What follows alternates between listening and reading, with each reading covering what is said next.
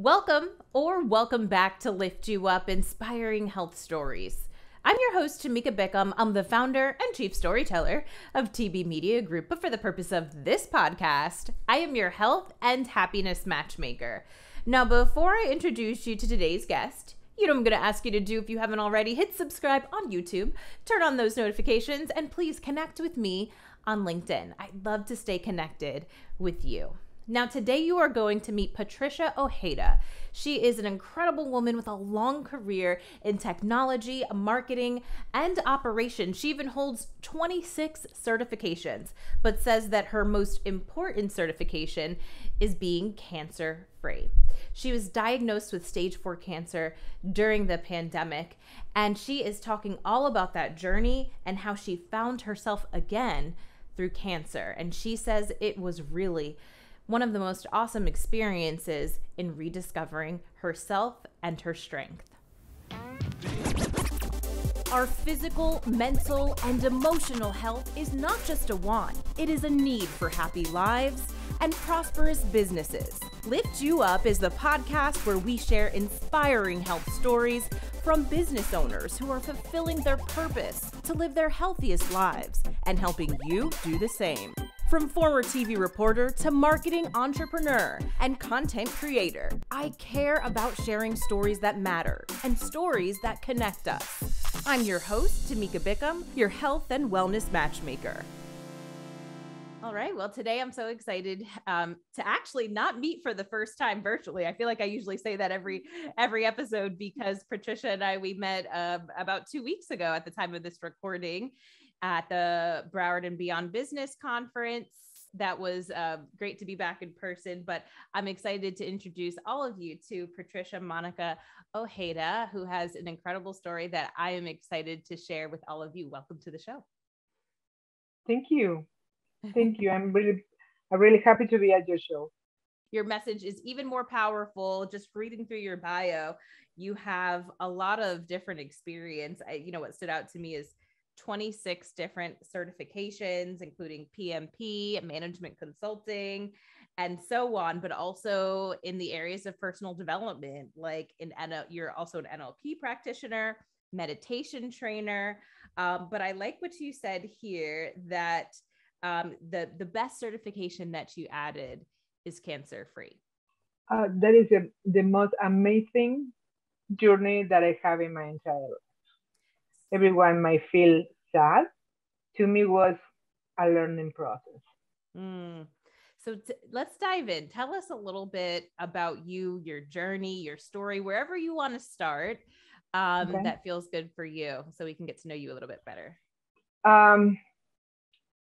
2021 was interesting at the beginning. I was doing a lot of things. And suddenly one of my friends came on April, at the beginning of April, and said, "You look so skinny. And you saw me, I'm not a small person, And I said, okay, let me see, you're going to do a blood work. I did a blood work, and I went to a doctor, acupuncturist, and she says, why you don't do an MRI? Your energy is not okay. Okay. So I did an MRI and sent it to Argentina because I'm originally usually travel to Argentina to see my doctors. And the doctor says, don't even think to travel. Go to emergency right now. And I went to emergency and I discovered that I had uterus cancer.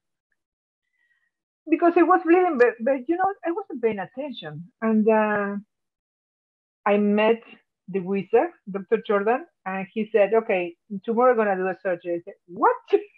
Tomorrow? I went to the hospital, the EF, and to the ER. I went on Tuesday. I met him on Wednesday. On Thursday, I had the surgery. And the surgery was amazing because he was working for 4 hours and he cleaned everything. But after I learned, the cancer is a bad programming of your cells. So some cells with bad program were still in my body. 15 days after, I started with the bleeding again and with a terrible pain. I do a pain management, so I had a terrible pain. So I called him. He said, oh, come to the office. I went to the office and he said, the cancer is back. But now the cancer was all over my body. And how long was My this after your surgery? 15 days. Wow. So my lungs, I had compromised all my body, except my bones. All my body was compromised. And it's something interesting happened that because my adrenal gland was compromised, my brain was receiving the message that I was eating and I wasn't eating at all. I was eating a small piece of cookie. I said, oh, I'm full. And in 15 days, I lost 20 pounds. Wow. So I he said, okay, I went to emergency on June 1st. I was 3 days with transfusions, with blood and stuff like that. I said, okay, I'm going to put you in a special program. And we was waiting for the authorization for the program.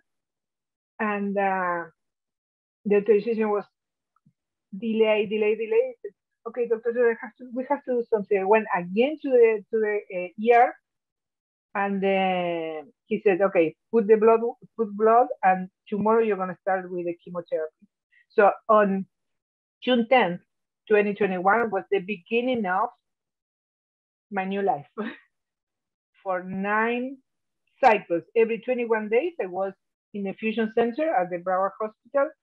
The people is so good. It was so great because my first entry was with a wheelchair. I wasn't able to walk, so I went with a wheelchair. My second was with a walker, and the third I went with my husband. Wow. Nobody could have believed the recovery that I had. For that reason, I had the interview on the channel, the local channel, because it says my family was on June 10th. My family was decided is my final service is going to be here or in Argentina. Mm-hmm. And then it was a huge process because my friend, the friend that he says, April, you look very skinny, she came because I wasn't eating. And when you have chemotherapy, you need to feed your body with protein. And I Right. was just doing shakes. Right. She came, she was here for 15 days and she was cooking for me all the food that I could imagine. She said, this was her thought. Whatever you dream in food, I'm going to make it. Mm. And she cooked for me. And she saved my life because, you know, when my boyfriend says, whatever you need, I can buy it. But it's, the protein in bottles is not food. It's just Mm-hmm. something. And I was needing really food. So that happened. And that was June. And we had the opportunity to celebrate my first chemotherapy. And every session, I was celebrating because I knew that it's going to work. Mm. Yeah. And I love that story about your friend as well, because we've had quite a few cancer patients and cancer survivors on this Mm-hmm. show, and they talk about the importance of the community Oh, and support that you need throughout that time, because you really just can't know all of the things that you are going exactly. to need until you're really in that situation. And it sounds like, shortly before the surgery in April, your friend said, hey, you look skinny. Were you leading up to that point? Were you feeling No, different? no, Really? no. The thing is, you know me in person, so I'm a person of energy. Mm-hmm. I'm always like this, okay, 24 hours a day. And when my friend saw me in April before the surgery, she said, "It's not just that you are skinny. You are not. Something is in your eyes. You are not. They are not bright." And I wake up early in the morning. I go to walk, and then I do Zumba. So that makes, and it was not doing Zumba. I was walking, but not like usually. And I was losing I guess I lost in that moment. My energy was totally gone, Mm. and I didn't feel different. What I noticed was because I said, "Oh wow, I'm doing diet, and I can wear these dresses that I wasn't able to wear for a couple of months." And when I saw myself in the mirror, I said, "I had no muscular mass." The cancer was eating the cancer ate first the fats, Right. and then they go through your muscle. Mm-hmm. And I remember that I saw myself in the mirror and said, "Oh my God, my butt disappeared. My legs are not the legs that I used to have. Right, What's going right. on?" It's unbelievable because there is a transformation. And I know that many people see it as a bad thing, but to me it was, okay, I'm doing diet. Maybe I have to do this and that. Mm-hmm. Mm-hmm. Always trying to solve. But it was a moment when my friend came from Mexico to help me with to recover, and I said to her, "I'm tired," Mm-hmm. and she said, "Hold, don't lose your hope. I'm gonna be there tomorrow." And she came the day after. That is so important because I'm a member of many prayer circles that you can imagine, the energy circles. My friends and the people that I know usually is positive, or at least they give me a good thought, and it's a bundle of things that help me to get through this process. Hmm. So how long did you end up going through chemotherapy and how are you doing today? Five, 5. 5 months, 5 months, yes. The last was November the 30th. Okay. Was I had the certificate. The certificate. I love that. And how are you doing today? I am doing fantastic. I I mean, am doing what was, fantastic. I mean, from what you're saying, this cancer was, like you said, everything was compromised. So, what was the prognosis that the doctors gave you? They admitted me to the hospital, and I said, "Is this thing curable?" And he says, "This is not curable, but it's remissible. Okay. There is a possibility of remission because it's not easy to cure stage 4. You have to be on the watch all the time because might be a cell going to somewhere that she wasn't there before and start growing again. Okay. Mm, So my thought process was, okay, I have to target the remission, right. and I target the remission. And in the middle of the process, I had a tumor that trying to come out, and I was doing a lot of meditation, a lot of things, and it was about to do the surgery again, and I said, "I'm gonna make it." And 21 days after, I went to the doctor with all the surgery scheduled. She did the revision and said, "It's gone." So, your stage 4 cancer was in Yes. remission. Yes.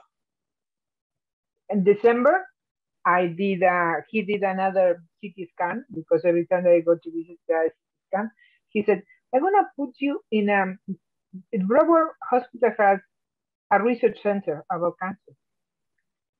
It's amazing.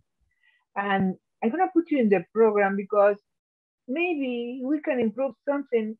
I said, "Okay, I was have some travel schedule. I came back, and he said, "I don't have excuse to put you there because you're clear." Mm. It So must be an amazing feeling to hear that. yeah, oh, was when he says cancer free. I said, I went to the car. I said, I called my friend in Mexico. I said, "I'm cancer free." Mm. How do you feel like this impacted your life, your overall mindset, and that journey of finding yourself? I was 30 pounds before today. Mm-hmm. Mm-hmm. My face was sagging. I was skinny, had no hair at all. Wow. And it was like an old person. And the journey was okay, I have to find myself again. And I'm a person that I might not be super fashion, but I like to wear nice clothes, see myself nice in the mirror, because you might be happy every day, but also if you put something, some ice in the cake, it's gonna be better. Yeah, of course. Of course. And so I'm starting to my journey looking for things like, okay, I cannot wear wigs because the chemotherapy makes your hair sweat like a crazy. It's water coming out. I said, okay. So I was looking for options and I found different options and I created my own hats and all the things that I learned how to apply in technology, marketing, neuroscience, honest stuff like that. I apply it to my well-being.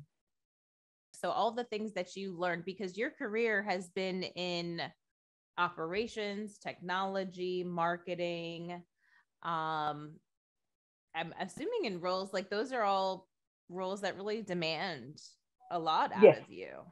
yes.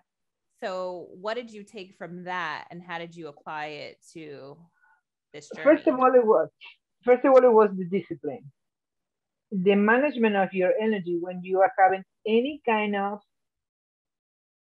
physical problem is very important because you have to give to the problem a limit of energy. If you give it too much energy, you're going to increase the problem. Love that. Okay.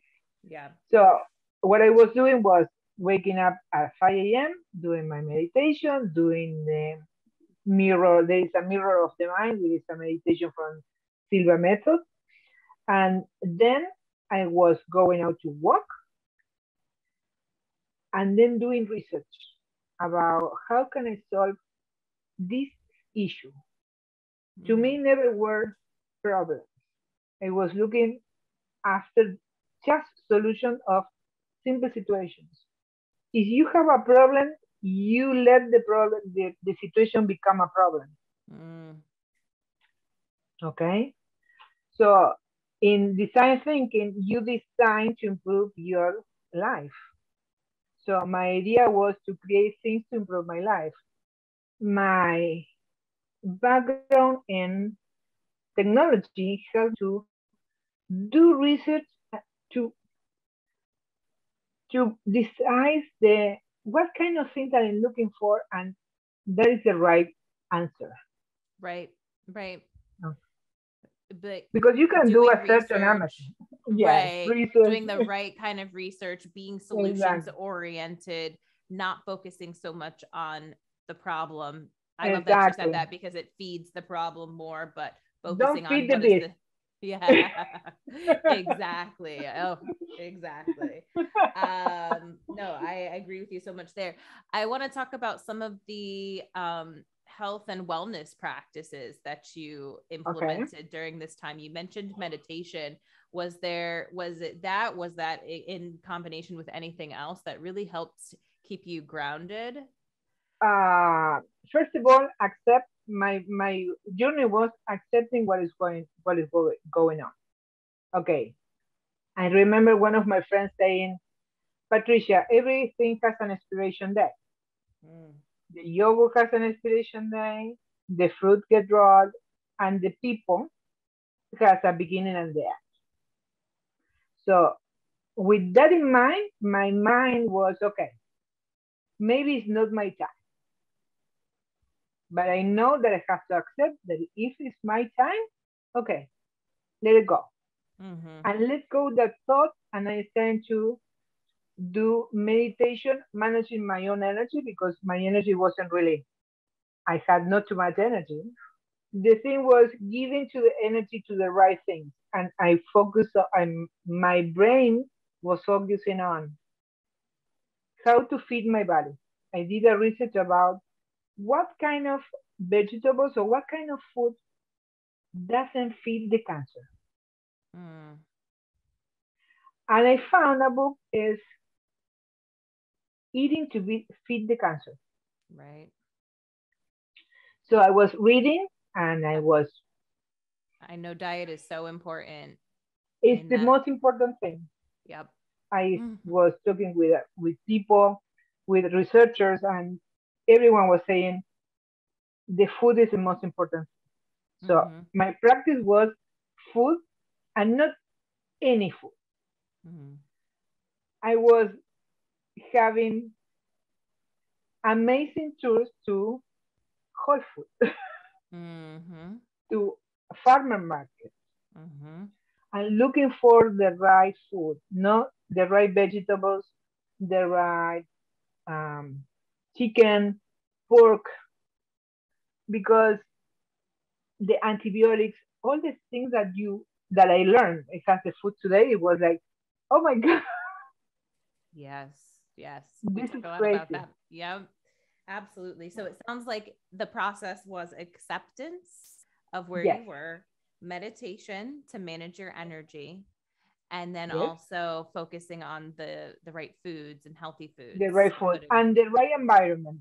Your circle of friends, Mhm. keep your circle of friends close, Mhm. always. And if you have some religious practice or spiritual practice, practice your spirituality. To me Mhm. was very important. To me was my prayer circle was awesome.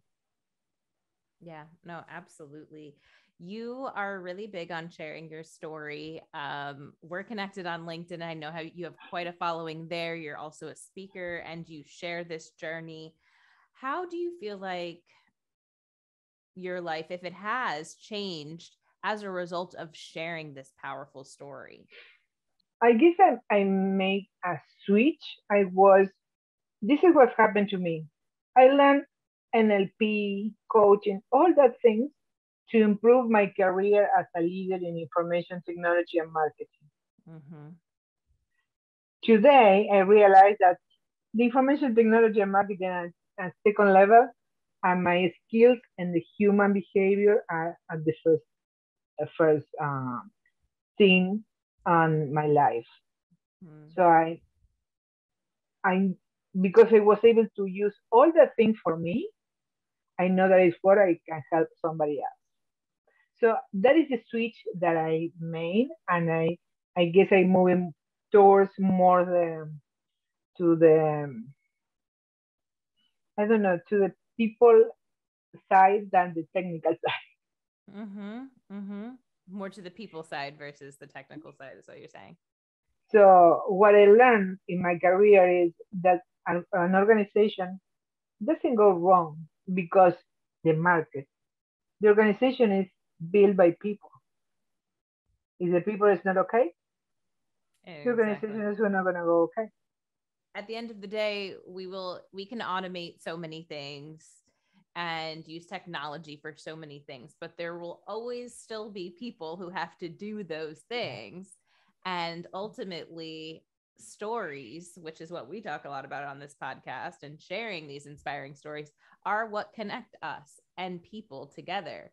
And Yes, that's our opportunity to relate to one another and build rapport with one another, and that is still so important, an important piece of building connection, building relationships, and part of marketing. exactly, exactly. What is important when I talk about uh, I I for many years I was talking about networking, social networking, and during the pandemic I was running my webinars, and I said, listen, guys, there are thousands of years that our brain is built to be connected and touch with other people. So for how long you can continue living in the other side of the screen? Mm-hmm. Mm, yes. I feel like that's why we're seeing like events, in person things coming back with a vengeance. I'm seeing everybody I haven't seen in forever because everyone is so excited to have that in person connection again. It feels good. I find myself now And because I could be very much involved in that online world. And I'm like, oh, I think I'm kind of burned out on this. Like, I just want to be in person with people. It was a Zoom overload. Yes. Zoom It was a Zoom. overload. I'm trained the trainer, and one of my ton of certifications, and we did an update of the train the trainers, and we learned that we have to add every 10 minutes a totally different activity when you work online. Hmm. When you do it in person, you can do it every 30 minutes. Okay. But online, you have to do it every 20 minutes, do something different for 5 minutes. Hmm. I love that tip. I'm going to add that Okay. in our show notes. So online, if you're working online, because I always like to ask a health tip, and I'll still ask you for another one, but I love that. So when you're working online, every 10 minutes, you need to do something. If you are in a Zoom, in a conference, wait 20 minutes, Okay. see it in yourself. For how long you can be alert before to start doing this? Yes. Not long. No long. It's Yeah. between 15 and 20 minutes. Okay. 15, 20 On minutes. the 15 and 20 minutes. Then what you could do is tapping, okay, Yes. or this, or jump. Let's do it maybe 2 minutes, no 5 minutes, 2 minutes. So what you did was change the flow of your blood work, your blood flow. You Mm-hmm. change your energy and you move your environment. Okay, you are doing a switch. Then continue because you are awake again. Yeah. So a question I have for you is, Yeah. because especially over the last 2 years, it's been a challenging time for so many people. And I Hmm. love so much about what you said with not focusing on the problem, how you incorporated, solutions oriented, initiatives, and just focusing on that. So what would be your advice to people who may be facing a very difficult time, a tragedy, a big problem in their life, and how to not focus on the problem? First of all, you have to accept the situation. Okay. There is what is always possible to have a solution, except the death, except the situation was a death of the person, or death of the job, or death of something. Okay, let it go. Mm, Let it go. And then work towards something different. Work towards something that might solve a situation. Work toward to maybe help, because the help the help feeling create a different energy in your body, create a different energy in your brain. Okay, you might help somebody online to somebody else which is thousands of miles away, just with a word. But always, if you are working, if there is no other way that you have to work from home and you have to be between the four walls of your yeah. desk or your office, there is no other way to get out. Look for the way to connect with people, positive people online, Mm, always, because there is a quantum energy, and the quantum energy doesn't need to be in person. Okay, the mm, quantum energy is in the universe. So if you have a right. positive energy, you're gonna transfer the positive energy in a quantum way. So if you are in a difficult situation, and if there is something that might be still alive, Mm-hmm. move towards some solution. Mm, But first of all, accept it. right. That's a helpful tip. And I like what you said about even helping someone, because on a another podcast episode with Megan Sneddon, which we'll link below in these show notes too, Mhm. she talks about the kindness effect. She had lost her brother, I believe, and also her father, and was really dealing with a deep depression. And she started doing random acts of kindness to strangers.